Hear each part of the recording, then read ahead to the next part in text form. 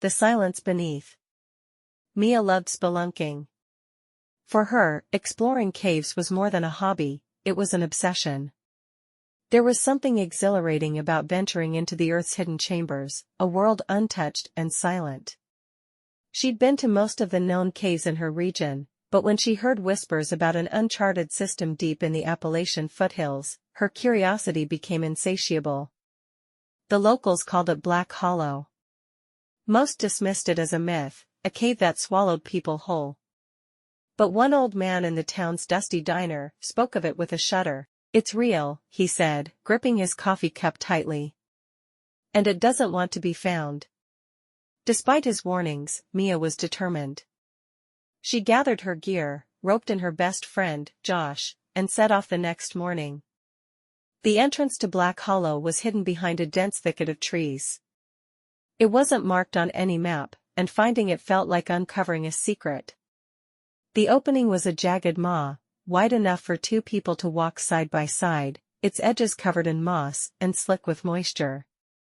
A faint, cold breeze exhaled from the darkness.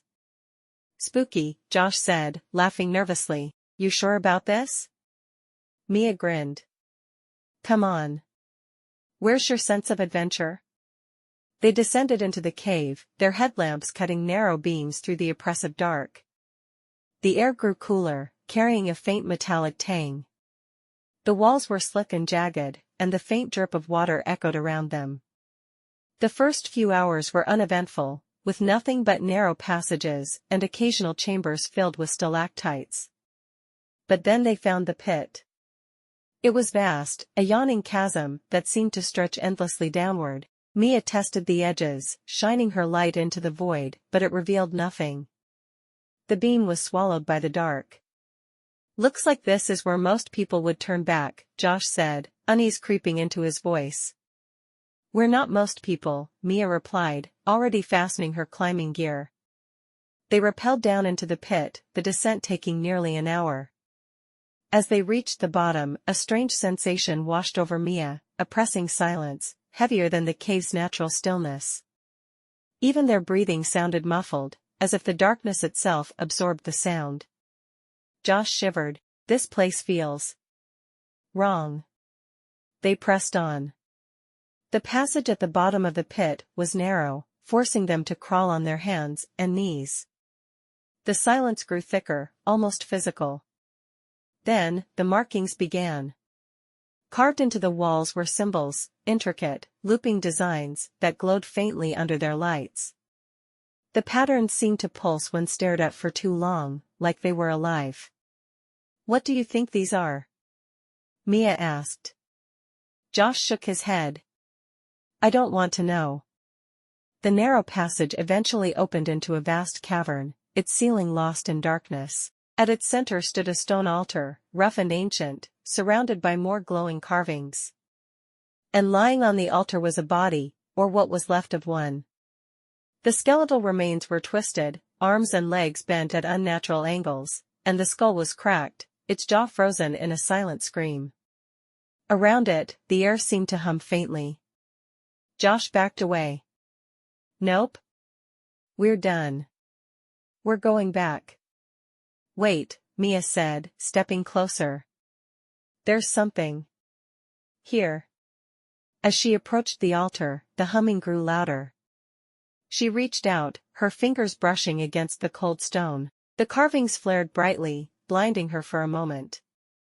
When her vision cleared, she was no longer in the cavern. She was standing in a corridor, its walls slick with a strange, fleshy substance. The air was damp, reeking of decay. Shadows flickered at the edges of her vision, darting just out of reach. She turned in circles, her headlamp flickering. "Josh," she called, her voice trembling. No response. From the darkness ahead came a sound, a wet, dragging noise, like something heavy being pulled across the ground. Mia's heart pounded as the noise grew closer. She backed away, her flashlight beam trembling. And then she saw it. A figure emerged from the shadows, hunched and grotesque. Its skin was pale and stretched too tightly over its bones, and its eyes were hollow, black pits that seemed to drink in the light. Its mouth hung open, revealing rows of jagged, uneven teeth. Mia screamed and ran, her boots slipping on the wet floor. The corridor seemed endless, the walls pulsing as if alive. The creature's footsteps echoed behind her, slow but relentless. She stumbled into a chamber, her headlamp casting wild shadows. The altar was there again, but this time, the skeletal figure was standing beside it, its head tilted unnaturally. Its empty eye sockets seemed to follow her as she backed away. The humming returned, louder and more insistent. It filled her head, drowning out her thoughts.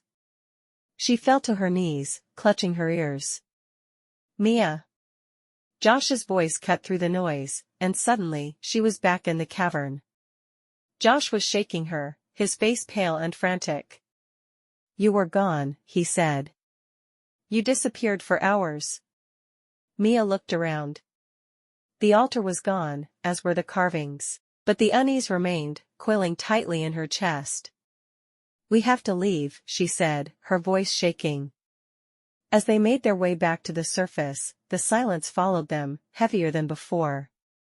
And when they finally emerged into the sunlight, they both felt it, the pull of the cave, as if it wasn't finished with them.